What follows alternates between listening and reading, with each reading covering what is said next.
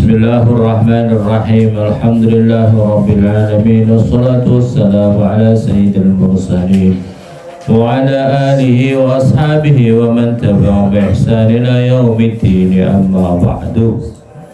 Qala al-mu'allif rahimahullah ta'ala wa nafa'na bi 'ulumihi wa barakatihi wa asrarihi wa anwari 'ulumi wa karamatihi wa ta'ala bidini wa dunya wal akhirah min Allahumma amin. Sekarang sampai di mana?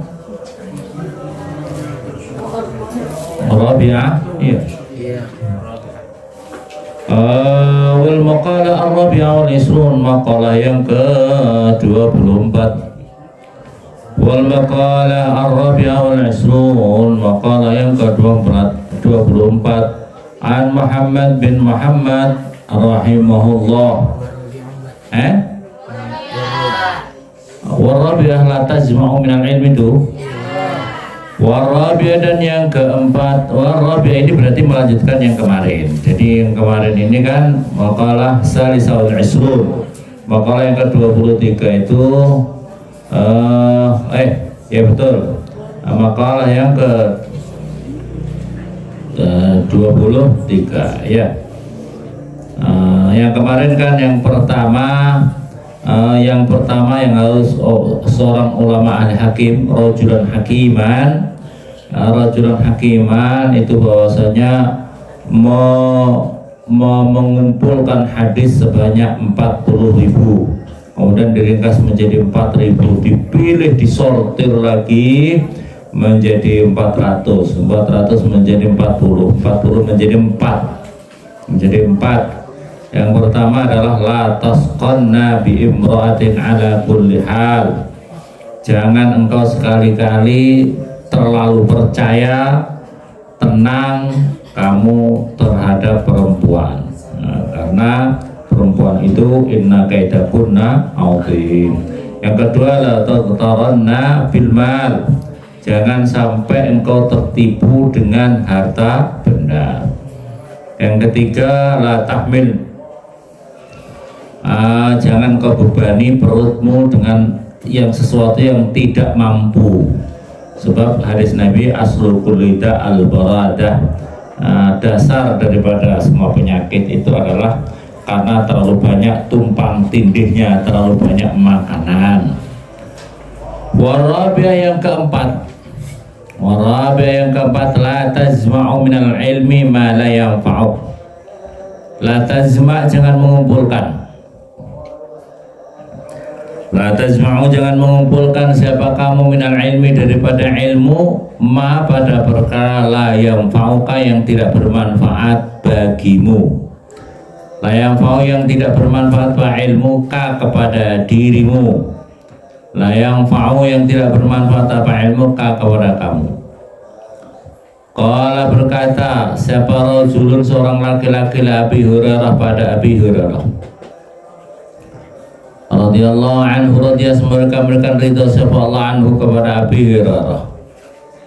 Ini sesungguhnya saya, uridu, menghendaki siapa saya, an ata'allama, supaya belajar siapa saya, al-ilma, pada ilmu. Wa akhafu, dan takut siapa saya, an udhi'a, supaya menyia-nyiakan siapa saya, kepada ilmu. Pak Abu Hurairah, saya ini mau belajar ilmu, tapi saya takut nanti ilmu saya banyak, saya menyia-nyiakan ilmu saya. Oh, ini alasan males ya. Waqala, maka berkata siapa Abu Hurairah, kafa, cukuplah, bitarkika, kafa, cukuplah, bitarkika, apa, dengan meninggalkan kamu, lil ilmi, pada ilmu, idha'atan, apanya, menyanyiakan. Ya, yang menyanyiakan itu karena kamu tidak mau belajar, itu yang menyanyiakan, bukan karena kamu belajar banyak kamu sia-siakan, bukan. Tapi kamu meninggalkan untuk tidak belajar ilmu, itu adalah bagian daripada menyanyiakan ilmu itu sendiri. Paham apa paham? Waqala, dan berkata siapa Imam Syafi'i radhiyallahu, dia semoga memberikan ridho siapa Allah anhu kepada Imam Syafi'i, min makaidis syaitani, daripada beberapa tipu dayanya setan, itu tarkul amali, itu meninggalkan amal,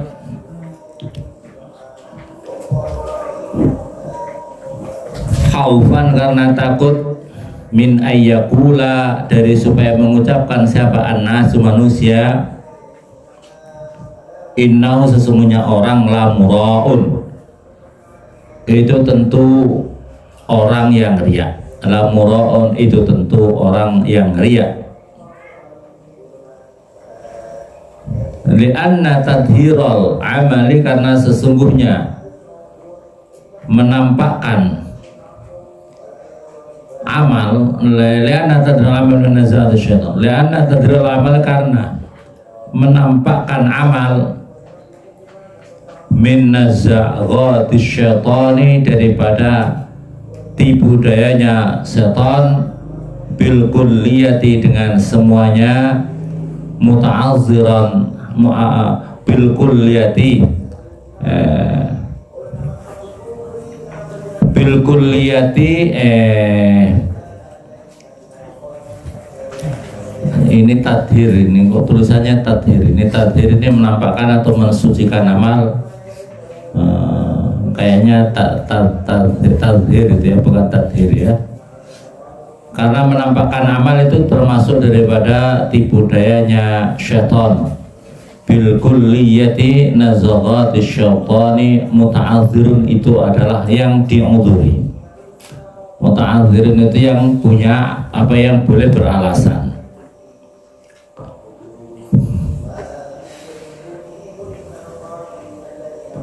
Walau waqafna, maka jika berhenti siapa kita, al-ibadah pada ibadah, alal kamali atas kesempurnaan, li ta'adzuril istighali karena alasan sibuk, bisya'in dengan sesuatu, minal ibadah daripada ibadah.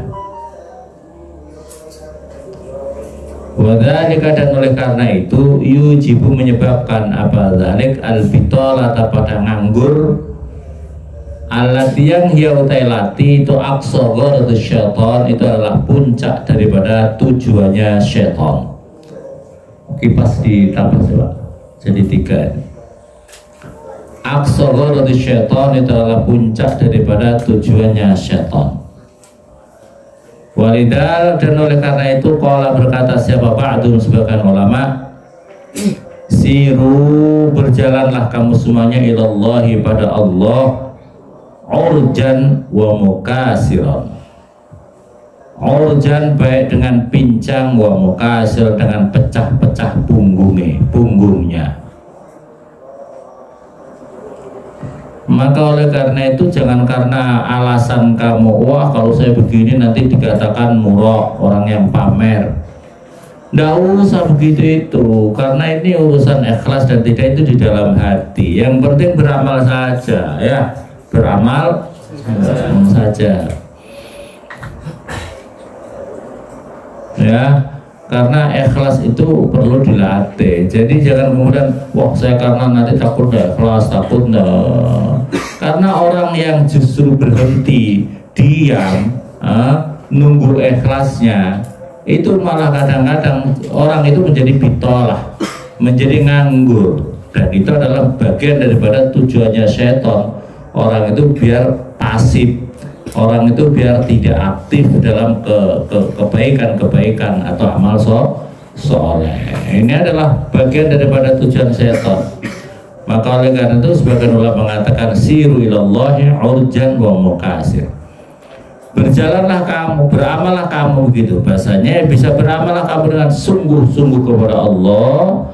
Baik kamu sampai pincang-pincang, maksudnya kalau pincang itu kan berarti punya uzur yang berat karena pincang, atau sampai pecah-pecah punggungmu. Waqala, dan berkata sahabat Imam Syafi'i radhiyallahu anhu, man barang siapa ta'allama belajar siapa man Al-Quran pada Al-Quran, azumat maka menjadi agung, Apa qimatu, apa nilainya orang, nilainya seseorang. Waman dan barang siapa ta'allama belajar siapa man al-fiqha pada fikih. Ini tulisannya kalau di situ kan Nabila ya. Nabila maka menjadi tulisannya itu saya punya kitab yang lain ada Qobula bukan Nabila, tapi Qobula menjadi agung.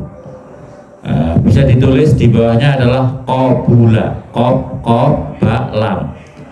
Tapi kalau Nabila itu cerdas, apa qadru pangkatnya orang. Tapi kayaknya yang cocok Qobula deh. Jadi Qobula gitu, itu nunnya ganti qof gitu. Qobula menjadi agung. Qobula itu artinya diterima menjadi agung. Apa qadru pangkatnya orang. Qobula maka agung, apa qadru apa pangkatnya orang. Waman dan barang siapa kata menulis siapa man al hadis pada hadis. Kuat maka menjadi kuat apa hujjah itu, apa hujjahnya atau dalilnya seseorang. Jadi kalau orang suka mempelajari hadis ya menulis, dan artinya kalau menulis kan jadi dipelajari, dipahami, maka akan menjadi kuat hujjahnya atau dalil-dalilnya. Waman dan barang siapa ta'allama belajar siapa man al-hisab pada hisab itu artinya adalah hitungan, itu matematika, hisab. Jazala maka menjadi encer apa ra'yu, apa pendapatnya, apa ra'yu, apa pendapatnya orang. Makanya jangan malas-malas belajar matematika ya, hisab, ilmu hitung menghitung.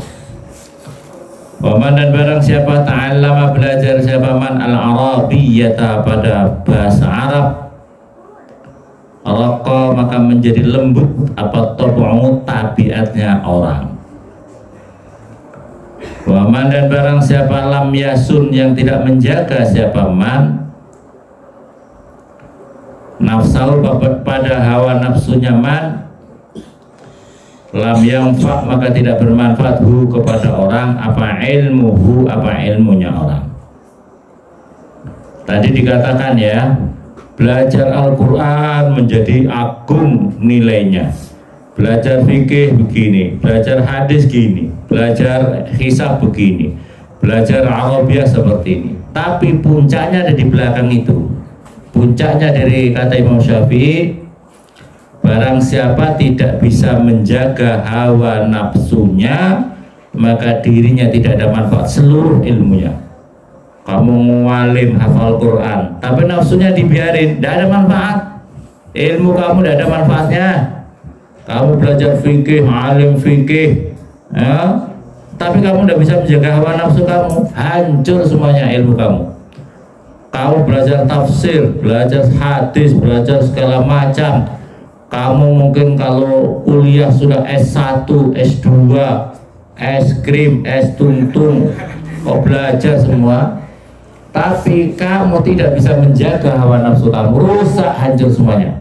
SS kamu hancur meleleh semuanya. Paham apa paham? Kamu S1 tapi suka menghamili anaknya hancur apa enggak? Hancur. Kamu pakai imamah, katanya anaknya jenderal bintang 10, katanya anaknya nengrat, katanya anaknya berdarah biru. Kau punya kelakuan kurang aja, sholatnya jarang-jarang, puasanya awal sama akhir saja ya. Nanti kalau lebaran ribut ingin apa itu beli baju, wah, masya Allah, hancur kamu. Nilai kamu hancur.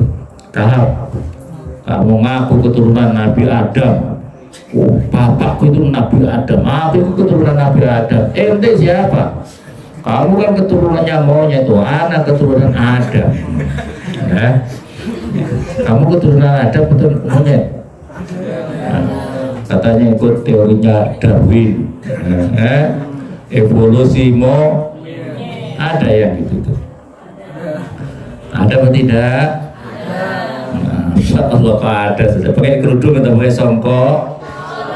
Masya Allah.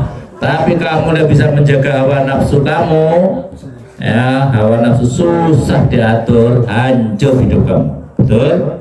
Masya Allah. Paham ya, ini ke makalah Masyabi. Puncaknya dari makalah Masyabi, wa malam yasun nafsahu lam yanfa'hu ilmu.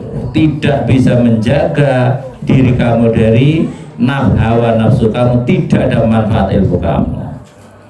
Wal maqalah ar-rabi'ah al-isrun, maqalah yang ke-24 an Muhammad bin Ahmad rahimahullah. Ini bukan Nabi Muhammad tapi ada namanya Muhammad. Jadi kasih nama itu ya, paham, saya pernah baca di dalam kitab itu berkahnya seseorang itu kalau punya nama itu kasih nama Muhammad, Ahmad atau Yasin, itu nama-namanya Rasulullah. Itu yang di dalam dalail itu loh, nama-namanya Rasulullah itu kasih nama seperti itu. Itu sudah, nama itu sendiri sudah membawa berkah. Jangan kau kasih nama anak kamu supaya terkenal Napoleon Napoleon Bonaparte, atau kasih nama Abu Jahal, atau nama makanya kalau ngaji itu jangan ngantuk-ngantuk. Ada orang, saya tuh pernah kasih nama, namanya siapa? Musyrikin orang-orang yang pokoknya ditanya bapaknya, loh kenapa musyrikin? Saya itu pernah dengar kayaknya Pak Kiai itu baca di dalam apa itu tadarus sana minal musyrikin, pokoknya bagus ya musyrikin ini, maka kasih nama anaknya Masya Allah, saya ganti nama dengan muslihin. Jadi orang-orang yang buat kebaikan. Nah, kasih nama itu yang baik begitu ya. Nah, itu kasih nama seperti Muhammad. Umpamanya kamu ingin karena orang Jawa umpamanya Muhammad siapa? Muhammad Paijo. Tidak apa-apa sebetulnya ngomong Muhammad ya, karena dia mengidolakan Paijo. Ya tidak apa-apa, tapi Muhammad Paijo. Nah, saya pernah punya santri di sini, ini namanya Gopal. Masya Allah. Saya ganti namanya Gofar. Bapaknya marah. Udah ikut bancai kok ganti-ganti. Ya Allah, ya wis kono. Akhirnya nggak kerasa di pondok. Gara-gara tidak rela anaknya Gopal jadi Gopal. Gopal itu apa? Gopal wong India kan ya. Jadi Gopal, maka kasih nama itu. Dan itu kan tradisinya ulama-ulama ya. Rasulullah juga mengganti nama yang kurang bagus jadikan yang pas bagus. Saya punya nama teman saya itu di pondok, namanya itu Girang. Girang itu artinya senang. Sama Mbak Kiai saya, Mbak Kiai Memon dikasih ganti nama Farhan. Farhan itu artinya yang senang, bahagia. Jadi kan ya bagus gitu, Girang jadi Farhan ya. Hanya ganti nama kamu yang jelek-jelek yang dari kampung desa itu untuk diganti. Ganti nama, siapa namanya? Pacul Guang. Masya Allah, namanya Pacul Guang, repot. Namanya Gudel. Namanya Gudel. Gudel itu anaknya kerbau. Gudel itu anaknya kerbau. Gudel karena terlalu mengidolakan kerbau, maka anaknya ganti Gudel. Ada namanya Tomblok. Masya Allah. Tomblok itu tempat untuk membuang apa itu sampah, membuang kotorannya binatang, namanya Tomblok. Nah, ya Allah, perempuan ada yang namanya begitu tuh, Tomblok, namanya apa itu? Kedet. Karena anaknya dulu itu orangnya banyak-banyak, tidak kayak sekarang. Makanya kalau namanya T jadi T semuanya. Tarno, Tarmin, Temon, ya. Terus kalau perempuan Tarmina, Tariem, telur bebek karena T kan. Masya Allah. Kalau enggak sekarang anaknya sedikit tapi namanya satu kampung. Ya. Masya Allah, jenenge sopo gitu, sampai itu suku katanya menjadi 10. Anaknya satu, suku katanya 10. Repot ini. Takut punya anak.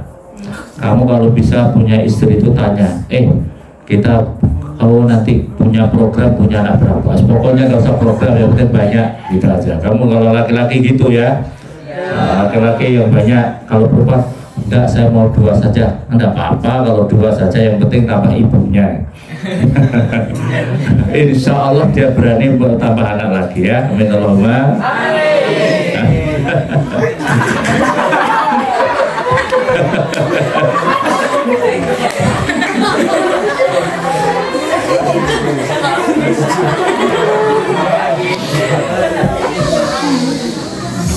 Tekan di ya Allah ya.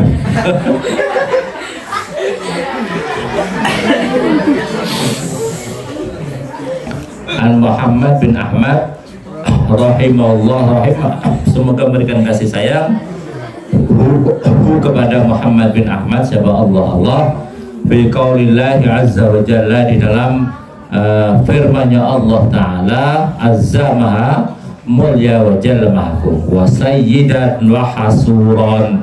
Ini dalam Al-Quran. Ini adalah diturunkan untuk Nabi Yahya. Wa sayyidan, dan yang jadi tuan, wa hasuran, dan yang banyak mencegahnya. Wa hasuran, dan yang banyak mencegah dirinya, dan yang sangat mencegah dirinya. Ela yarghabu, artinya yang tidak senang siapa Yahya, Nabi Yahya, bin nisa'i, di dalam perempuan. La li'ajin, tidak karena lemah. La li'ajin artinya tidak karena lemah. Lemah itu artinya tidak bisa ngumpuli istri, tidak, bukan karena itu.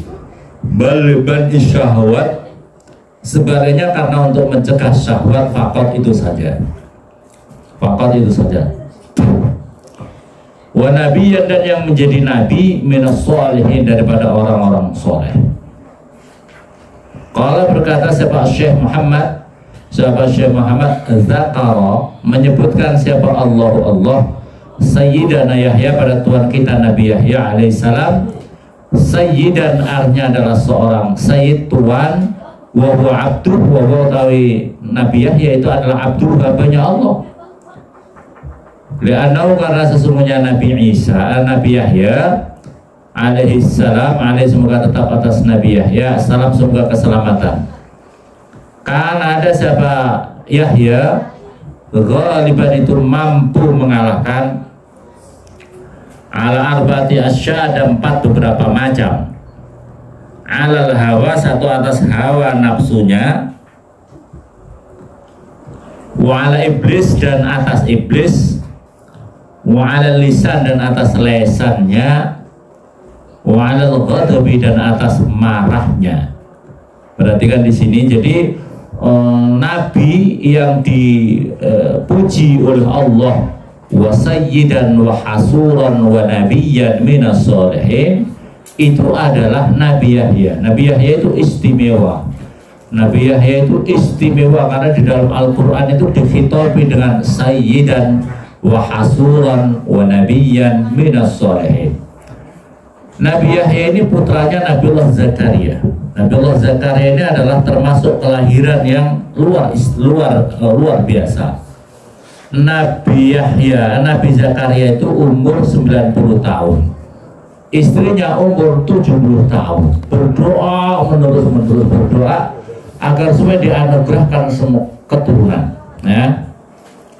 Agar semoga diberikan keturunan. Dan kemudian Allah anugerahkan keturunan, yaitu Nabi Yahya. Jadi bayangkan, umur 90 tahun, istrinya 70 tahun. Tapi Allah menganugerahkan seorang keturunan hebat, yaitu Nabiullah Yahya alaihissalam.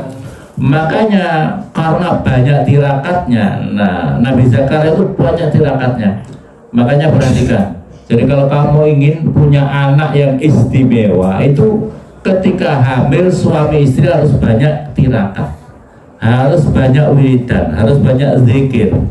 Jangan males-males, jangan kacau-kacau. Waktunya hamil istrinya jarang sholat, jarang ibadah, mulutnya nggak bisa dijaga. Mulutnya nggak bisa dijaga daripada makanan haram subhat, dan daripada mulutnya yang suka ngerasani mengumpat, harus ditiadakan. Suaminya juga harus yang baik bener, makanya anaknya akan jadi baik.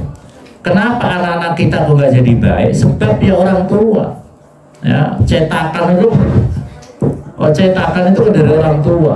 Kalau orang tuanya bulat, kamu punya istri lagi hamil nggak mau baca Al-Quran, bisanya Facebookan terus, TikTokan terus, ya jual, mulutnya juga tidak bisa dijaga. Sama laki-laki lain juga gampangan, ya. Yang seperti itu bagaimana mengharapkan anak-anak soleh-solehah? Ya anaknya begitu lahir ya bulat, karena dari keturunan yang bulat bu. Paham apa? Maka kuncinya orang tua. Kuncinya itu orang tua. Paham apa? Ketika orang tuanya senang sama orang-orang soleh, senang mondok, senang ngaji, senang mendengarkan ngaji, insya Allah anaknya lahir nanti akan jadi orang-orang yang hebat, istimewa. Tapi kalau enggak, ya contohnya Nabiullah Zakaria ini. Contohnya Nabiullah Zakaria, karena banyak doa istimewa, anaknya menjadi anak yang istimewa luar biasa seperti itu. Saya membaca di dalam kitab itu, Nabi Yahya itu sejak kecil itu sudah luar biasa, lahirnya luar biasa. Beliau itu ahli ibadah yang kemudian itu beliau itu penyayang sama seluruh makhluknya Allah, manusia, binatang. Beliau itu dianugerahkan bisa berbicara dengan binatang, berbicara dengan, bisa bertemu dengan iblis, bisa berbicara dengan tumbuh-tumbuhan. Beliau pernah zikir di dalam gua. Kemudian ada binatang buas. Binatang buas itu begitu melihat Nabi Yahya sedang zikir, mundur. Binatang buas udah berani, hanya tidak berani dengan Nabiullah Yahya alaihissalam. Nabi Yahya itu luar biasa pula. Pernah suatu ketika ada seorang perempuan ingin menggodanya. Perempuan itu cantik luar biasa, tidak pernah sakit mencret, ya. Tidak pernah sakit umbelen, tidak pernah kayak anak santri-santri itu. Mungkin barangkali karena cantik, barangkali ada tidak orang cantik tidak pernah mencret, tidak pernah umbelen gitu, pernah apa tidak? Walaupun 7 hari 7 malam tidak sikatan tapi baunya harum gitu, ada apa enggak? Ada. Di sini cewek-cewek yang gaya-gaya itu sikatannya 10 kali tapi baunya masih bau bawang merah, ya, bau bawang putih. Iya apa tidak? Ini ada orang cantik, ceritanya begitu, cantik luar biasa, masih kerabat daripada raja. Dia itu apakah masih keponakan atau masih anak tiri atau keponakan gitu, ya, seorang raja di tempat itu. Kemudian ini menggoda, dia senang. Dia itu penggoda, tipe penggoda laki-laki. Tipe penggoda laki-laki. Ada enggak di sini nih? Ada apa tidak? Tipe-tipenya itu suka menggoda laki-laki. Setiap laki-laki itu diberikan harapan-harapan. Harapannya perempuan itu kan banyak. Tipu dayanya perempuan banyak. Ketemu laki-laki senyum-senyum, itu kan seolah-olah kasih harapan, ya atau tidak? Kasih harapan, kasih senyum-senyum, masya Allah gitu. Itu model kasih harapan apa? Mungkin buka SMS-nya, mungkin buka tanya kabarnya, gimana kabarnya? Alah, itu fitnah azim, fitnah yang besar. Ya Allah, kayak perhatian gitu toh. Kayak mencurhat-curhat begitu. Itu namanya adalah tipe wanita-wanita penggoda. Ini menggoda. Semua laki-laki tertarik. Semua laki-laki banyak tertarik karena dia cantik. Yang dia itu tertantang itu gara-gara Nabi Yahya kan terkenal, Masya Allah, ahli ibadah, mualim luar biasa.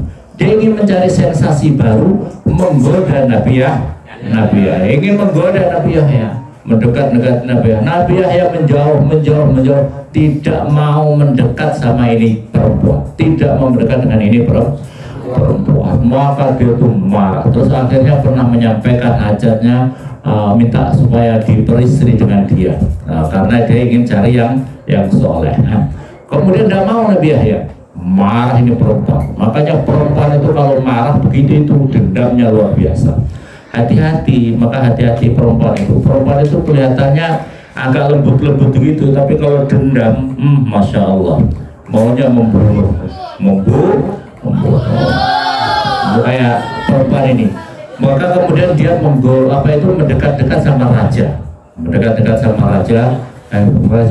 rajanya itu istrinya sudah banyak, tapi karena dia ingin melampiaskan dendam, caranya dia harus mendekati raja. Raja, saya mau jadi istri kamu. Oh, ini perempuan, saya mau jadi istri kamu. Terus syaratnya apa? Syaratnya saya minta tolong kepalanya Nabi Yahya potong, kasih saya.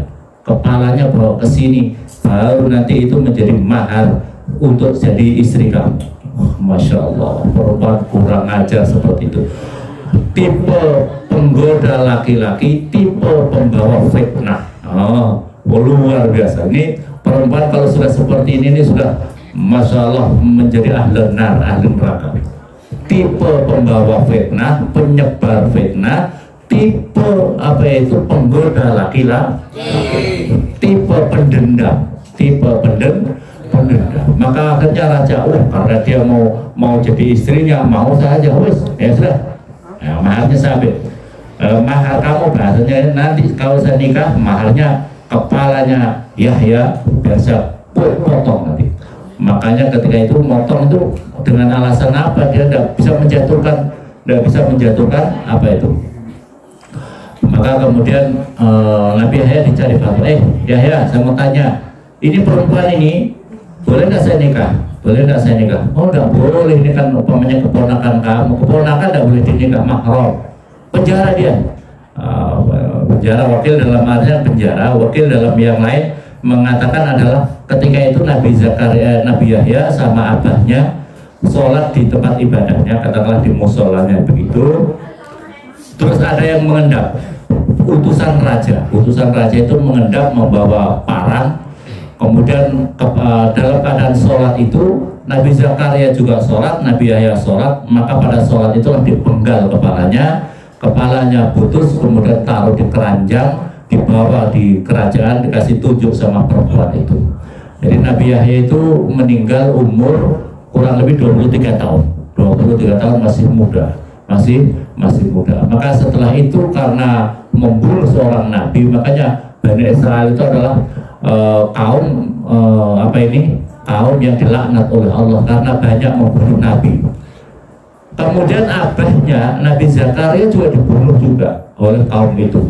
Maka setelah itu apa yang terjadi? Setelah perempuan itu dikasih tunjuk, maka hari berikutnya ada lama-lama dia langsung mati, raja itu mati, seluruh bala tentaranya juga mati semuanya, hancur lebur karena seseorang yang terkena fitnahnya, sumber fitnahnya adalah dari perempuan. Masya Allah, naudzubillah summa naudzubillah. Pernah Nabi Zakaria juga pernah bertemu iblis. Pertemuan dengan iblis itu dia dikasih tunjuk. Saya ingin tahu wujud kamu yang asli. Gimana iblis? Maka dikasih tunjuk. Iblis itu ternyata membawa berbagai macam kaitan-kaitan di dalam tubuhnya. Wajahnya itu kayak binatang antara seperti babi dan monyet, dan kemudian menakutkan bentuknya. Terus kemudian apa bentuknya? Ini adalah untuk menggoda manusia. Di antara ini adalah untuk syahwat. Ini untuk apa? Untuk masalah perut kenyang. Jadi kalau orang terlalu banyak kenyang, maka gampang digoda oleh iblis. Maka oleh karena itu Nabi Yahya itu tidak mau kenyang supaya tidak gampang tergoda oleh iblis. Tidak tergoda dengan iblis.